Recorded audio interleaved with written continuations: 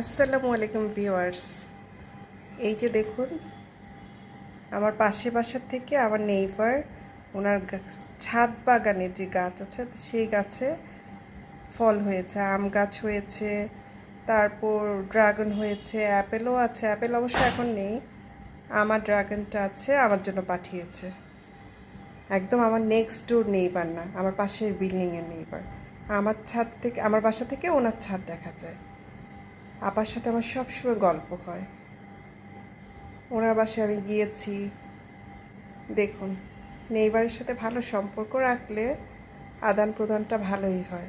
এবং ওনার গাছে তরতাজা ম্যাঙ্গো, ড্রাগন, তারপর দুটো আমরা আমরা কি কিনে খাই না, কিনে খাই, কিন্তু কেনা খাওয়া আর গাছের জিনিস, এই যে নেইবারে ভালোবাসা, সব কিছু মিলে আমার অনেক ভালো লাগছে। দোয়া করবেন সবাই, আমরা সবাই যেন সবার প্রতিবেশীর প্রতি খেয়াল রাখি। এটা কিন্তু আমাদের ধর্মে আছে। ভাই বোনের আগে হক হচ্ছে প্রতিবেশীর। নেইবারকে সম্মান করতে হয়, নেইবারকে ভালোবাসতে হয়, সবাই সবার খোঁজ খবর রাখতে হয়। এখনকার সময় তো সবার খোঁজ খবর রাখা একদম বন্ধ হয়ে গেছে নেইবারদের। পাশে ফ্ল্যাটে কে আছে তাও আমরা জানি না, এটা কিন্তু ঠিক নয়। আমি নক করব, আমি জানবো, সে যদি না জানে সেটা ওর অপরাগতা, সে জানলো না, সে আমার খোঁজ নিল না, সেটা ওর দায়িত্ব। কিন্তু আমি দায়িত্ববান হয়ে আমি খবর নিব। এটা যদি না হয় তাহলে তো বিদেশের মতো হয়ে যাচ্ছে। জাপানে যে ছেলেটা মারা গেল আপন, আমাকে রাত দিন ওর কথা ভাবাচ্ছে। ছেলেটা কিভাবে এইভাবে করে না খেয়ে, বাংলাদেশ যে এত গরিব দেশ, এদেশেও তো না খেয়ে কেউ মারা যায় না। আর জাপানের মতো এত উন্নত দেশে আমাদের দেশের একটা ছেলে, তাও মুন্সিগঞ্জের ছেলেরা, বিক্রমপুরের ছেলেরা, ঢাকাইয়া ছেলেরা অনেক খাওয়া দাওয়া পছন্দ, ওদের অনেক খায় ছোটোবেলা থেকে।